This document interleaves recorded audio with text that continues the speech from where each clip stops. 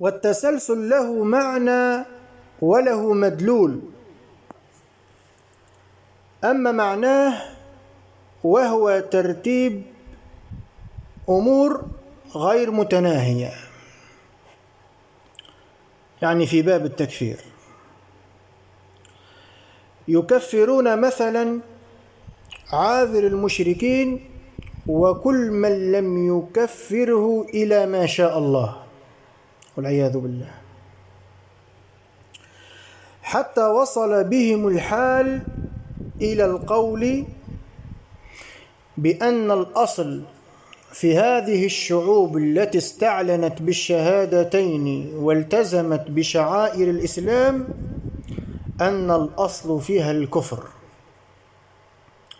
وتسلسل في التكفير وكل من لم يكفر هذه الشعوب التي استعلنت بالشهادتين والتزمت بشعائر الإسلام قالوا هو مشرك مثله حتى ولم يفعل الشرك والعياذ بالله. ولا شك أن هذا التسلسل أو التسلسل في التكفير من أصول المعتزلة قاتلهم الله. وأشار إلى هذا الأصل الملطي رحمه الله، قال هو قول المعتزلة أو أصل من أصول المعتزلة ببغداد،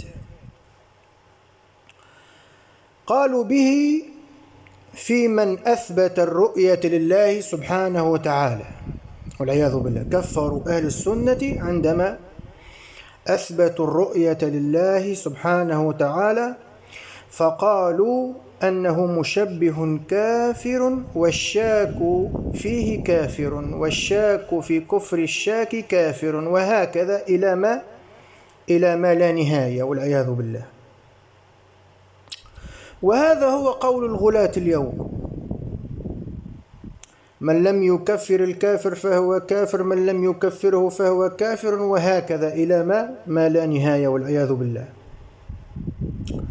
والقول الثاني عند المعتزلة: كفروا من يثبت لله الرؤية أو يثبت لله العلو ونحو ذلك من إثبات الصفات، ثم الذي لا يكفره يكفرونه ويتوقفون في تكفير الثالث. وهذا كذلك حال بعض الغلاة اليوم. يعني الآن الغلاة ما خرجوا من أصول المعتزلة والعياذ بالله، فهؤلاء معتزلة.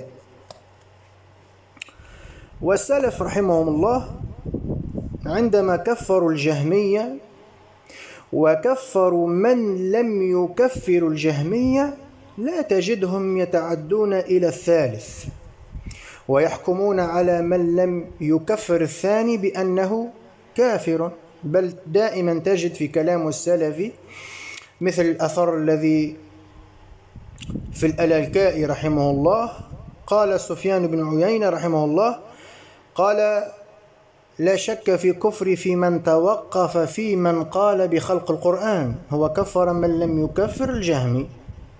ولم يتكلم السلف رحمهم الله على كفر الثالث. وكما قال ابن تيمية رحمه الله كذلك، قال: فمن زعم أن عليا إلها أو أن جبريل قد أخطأ في الرسالة فهذا لا شك في كفر في من توقف في تكفيره. وكذلك قول الشيخ محمد بن عبد الوهاب رحمه الله: من لم يكفر المشركين أو شك في كفرهم أو صحح مذهبهم كفر إجماعا. يعني أهل السنة والجماعة لم يذكروا الثالث البتة، فما بالك بالذي لا يكفر الشعوب ونحو ذلك. وفي الحقيقة هؤلاء الغلاة عندهم خلل في فهم الإسلام، ولن يفرقوا بين الإسلام الحكمي والإسلام الحقيقي حتى يبحثوا على أصول أهل السنة والجماعة. لو فرقوا هؤلاء بين الإسلام الحكمي الذي هو موكل للناس وبين الإسلام الحقيقي الذي هو موكل لله تعالى وحده لا شريك له، وهو الإسلام الحقيقي. أما الإسلام الحكمي فهو إظهار الشعائر، كما قال عز وجل: فإن تابوا وأقاموا الصلاة وآتوا الزكاة فإخوانكم في الدين.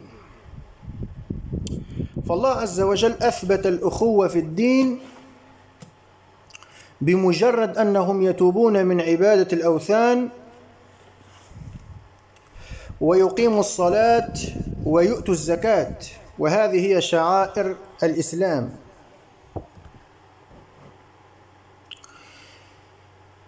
وقال النبي صلى الله عليه وسلم: أمرت أن أقاتل الناس حتى يشهدوا أن لا إله إلا الله وأن محمد رسول الله ويقيموا الصلاة ويؤتوا الزكاة، فإذا فعلوا ذلك عصموا مني دماؤهم وأموالهم إلا بحق الإسلام وحسابهم على الله.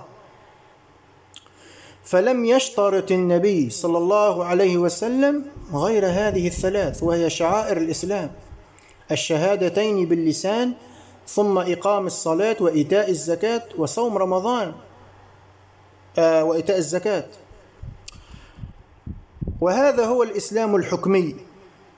أما الإسلام الحقيقي هو موكل إلى الله تعالى، وهو معرفة العقيدة.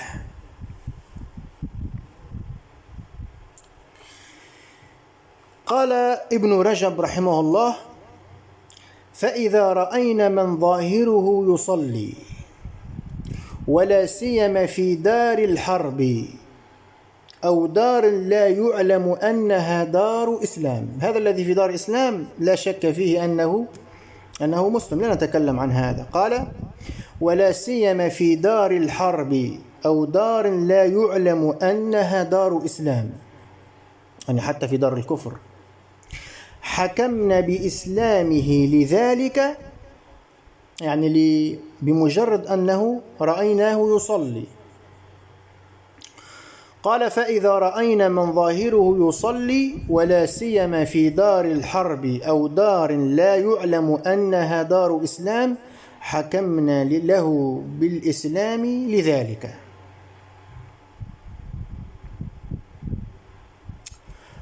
وهذا هو الإسلام الحكمي كما قلنا.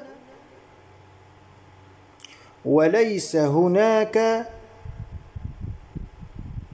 لهؤلاء الغلاة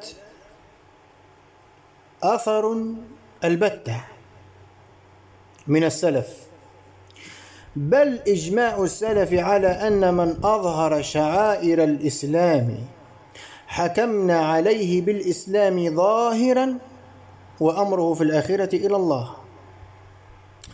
سبحانك اللهم وبحمدك، أشهد أن لا إله إلا أنت، استغفرك وأتوب إليك.